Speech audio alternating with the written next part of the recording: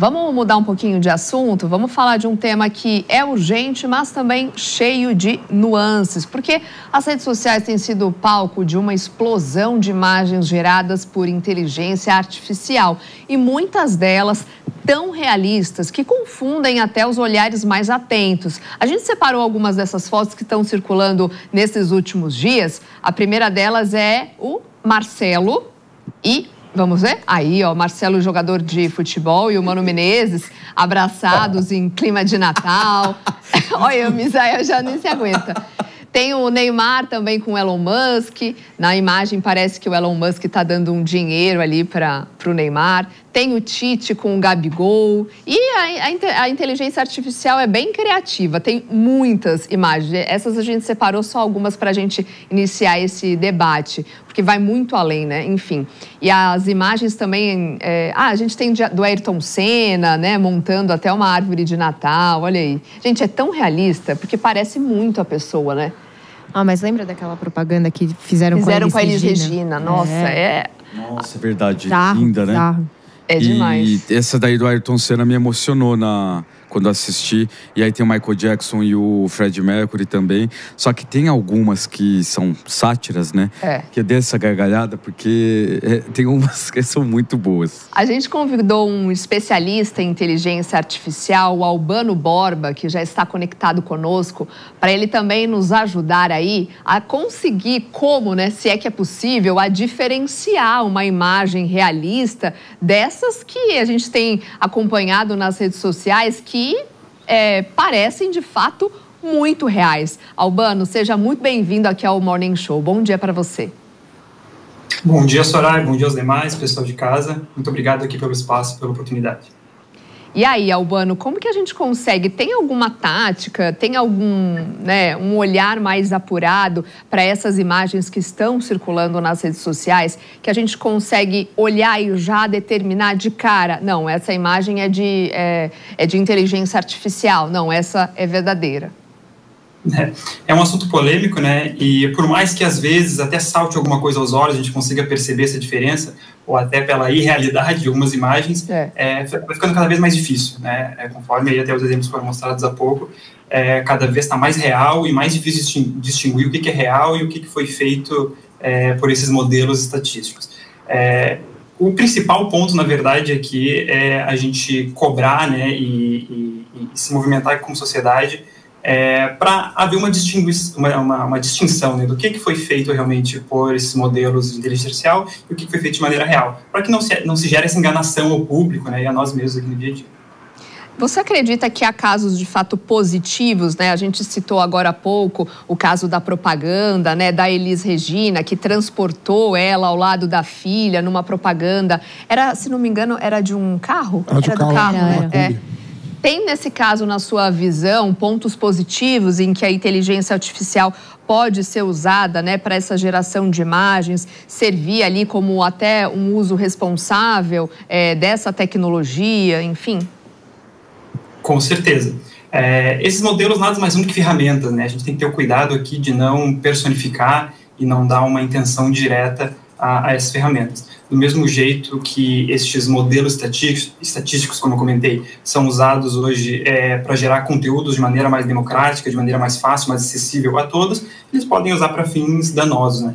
Muitas vezes para gerar um meme, uma brincadeira, que até pode ser inofensivo, mas usando, em outros casos, como a gente tem visto aqui recentemente, até para falsificação ideológica, né? Então se fazer passar para outra pessoa ou inventar cenários que nunca ocorreram. Sim, a desinformação, né? Misael tem uma pergunta para fazer. Eu queria fazer um comentário. Bom dia, prazer. Tem uma colega minha em Santos, colega de profissão, aconteceu algo com ela que eu me assustei. Invadiram a conta dela no Instagram, clonaram o rosto dela, a voz dela e pediram dinheiro e muita gente caiu. Eu passei assim pelos stories dela e na minha cabeça, a gente passa rápido, né? Pra mim era ela. E aí depois a gente viu que se tratava de um golpe, ela chorou muito, ficou muito assustada. Então, tá aí um crime, uma inteligência artificial sendo usada da maneira mais perversa, né? Como ficar atento a isso? Na verdade, grande parte desses casos, né, eles ocorrem, antes de mais nada, pelo que a gente chama de engenharia social, né? Então, maneiras de buscar hackear o dispositivo da pessoa, né, no caso aí a rede social e o chat para interagir com pessoas próximas e familiares. Então, antes de mais nada, né, e até foge um pouco aqui do tema, mas garantir os nossos dados pessoais, né, então que entram leis recentes como a LGPD, para que a gente tenha cuidado, não se expor na internet, não expor especialmente dados sensíveis nossos e de pessoas próximas. E aí, uma vez, né, tendo essa preocupação, realmente julgar, né? Então a gente ter aí análise crítica de cenários como esse, seja uma imagem de internet, seja alguém me chamando passando por um familiar, por um próximo, a gente tem uma análise crítica ali e buscar maneiras ali de julgar a situação e ver se realmente é aquilo que está acontecendo. Porque, como eu disse, né, enquanto a gente não tiver ainda, e novamente, ainda é muito novo para a nossa sociedade, né, para todos nós, essas ferramentas, mas enquanto a gente não tiver uma maneira correta de distinguir o que é real e o que foi feito de maneira sintética, como a gente diz, é muito importante ter essa análise crítica e buscar maneiras de julgar isso, de interpretar a situação. Pepe quer fazer uma pergunta também. Eu queria saber o seguinte, qual que é a discussão atual da regulação da inteligência artificial no mundo, né? Eu falo porque tem uma questão ética que eu acho que é muito sensível. Eu posso, por exemplo, pegar uma pessoa que faleceu, como, por exemplo, a Elis Regina, a Ayrton Senna, e colocar em bandeiras políticas que essas pessoas não defendiam, né? O que, sob aspecto ético, é completamente reprovável. Ao mesmo tempo, né, eu consigo identificar e ver a possibilidade de tornar eterno essas pessoas. Por exemplo, o Mano, no Carnaval, falou que no Carnaval lá de Recife, ou de Olinda, não lembro agora, colocaram um totem do Chico Science cantando e o pessoal vibrava, né, entusiasmado. Qual que é o limite ético, né, de uso das imagens e como é que está a discussão da regulação no mundo assim? Legal. Vários casos, né, utilizando artistas que já faleceram para recriar obras e até alterar obras com as ferramentas nos dias atuais. Como eu comentei, é um tema polêmico, né, como sociedade ainda estamos aprendendo a como lidar com isso e como diferentes essas ferramentas e diferenciar os limites do uso das ferramentas. E aí tomo aqui a liberdade de passar uma opinião pessoal minha, tá? Realmente a gente tem que ser claro até que ponto as ferramentas elas podem agir de maneira indiscriminada na internet e principalmente até que ponto elas podem acessar dados privados e públicos que não demos até então, não temos concessão para uso, né? Esse é o principal ponto aqui.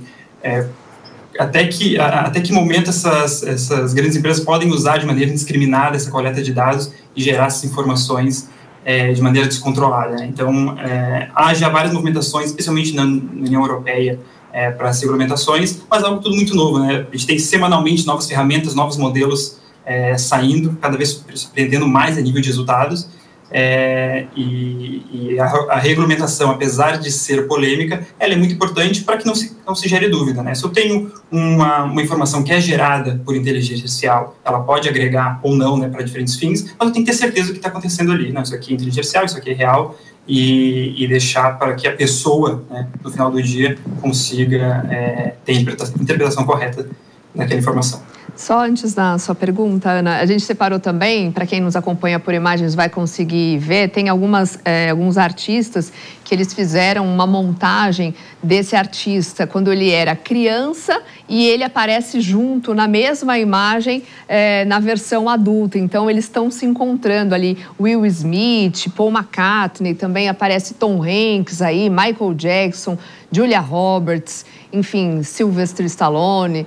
E aí a versão mais jovem com a versão mais velha da pessoa. Impressionante, né? Imagina você se encontrar com você mesmo do passado e no futuro. É incrível, né? Esse tipo de imagem é a versão positiva, né, da inteligência artificial, que de fato impressiona. Olha só, muito bom. Ana, pode fazer sua pergunta. Oi, Albano, bom dia. Obrigada por estar aqui com a gente. Eu já reparei algumas vezes nas redes sociais, aparece gerado por inteligência artificial. Não sei, acho que todo mundo aqui já viu. Será que isso é uma forma que a gente tem para que as pessoas, de alguma forma, estejam cientes de que aquela imagem não é real? E como será que a gente conseguiria expandir isso para qualquer comunicação, para qualquer mensagem, qualquer vídeo que é encaminhado na internet como um todo? Exatamente, é este o ponto. Até a gente tem recente agora casos de comerciais, né, sendo feitos inteiramente por inteligência artificial em algumas grandes empresas, e a gente vê que está bem explícito em muitos casos, gerado completamente por inteligência artificial. Então, esse é o ponto, né? A gente sabe quando isso é gerado, as empresas que estão por trás da geração desses conteúdos sabem disso, mas não há uma regulamentação, especialmente por parte das redes sociais, né? De conseguir distinguir quando é um conteúdo fictício e um conteúdo real. Eu atuo no ramo, né, na indústria, desenvolvendo modelos estatísticos, e a gente tem isso muito claro. Deixar claro quando que é um modelo atuando sozinho, de maneira automática, decidindo, né, seja para gerar algum conteúdo, seja para analisar, tomar ações em cima de dados, ou quando foi algo gerado por humano. É uma ferramenta muito potente, que vai agregar cada vez mais no nosso dia a dia, mas é importante que a gente tenha clareza, né, de até que ponto que ela pode ir e quando que ela atuou e quais são as consequências disso. E, Albano, o avanço dessas tecnologias, né, enfim, da inteligência artificial, pode impactar com a relação da verdade mesmo da gente no futuro? Porque hoje em dia a gente não vive mais sem a tecnologia, né? Antigamente a gente conseguia conviver, né, sem o celular, sair de casa e não ter comunicação ali, precisar do orelhão para comunicar com alguém. Enfim, hoje em dia não há nenhuma possibilidade disso acontecer. E a inteligência artificial já tem feito parte, né, da nossa vida e talvez para o futuro ainda mais. Exatamente. É importante levar em consideração que esse é um problema que até antecede a inteligência artificial, né? A gente já vê há vários anos aí a polêmica em cima das fake news. Isso não necessariamente demanda o uso de algoritmos sofisticados como esses. Porém, essas ferramentas, com todo esse poder, tornam isso muito mais fácil, né? A gente consegue fazer em escala casos como esse. Então, é um problema ainda muito mais ligado à sociedade, né, e tem que haver uma preocupação com isso, realmente, isso ser regulamentado, mas é importante a gente diferenciar aqui, né, ao mesmo tempo que eu posso usar essa ferramenta para o mal, digamos assim, para coisas negativas, a gente pode usar para diversos pontos positivos, e é o que a gente tem acompanhado hoje, né, a indústria sendo revolucionada, se não, em muitos casos, né, não substituindo necessariamente a atuação humana, mas auxiliando, né, fornecendo mais uma ferramenta para que a gente seja ágil e coerente nas nossas tomadas de decisão. Então, é muito mais legal como o certificado que a gente dá essa ferramenta. Mano, tem uma pergunta também, né? Tenho. A minha pergunta é sobre propriedade intelectual e direitos autorais, porque essas aplicações de inteligência artificial vão ter um uso muito grande na arte, né, de um ponto de vista artístico, ou para monetizar em rede social, por exemplo, usando a imagem de um artista ou de alguém que já morreu.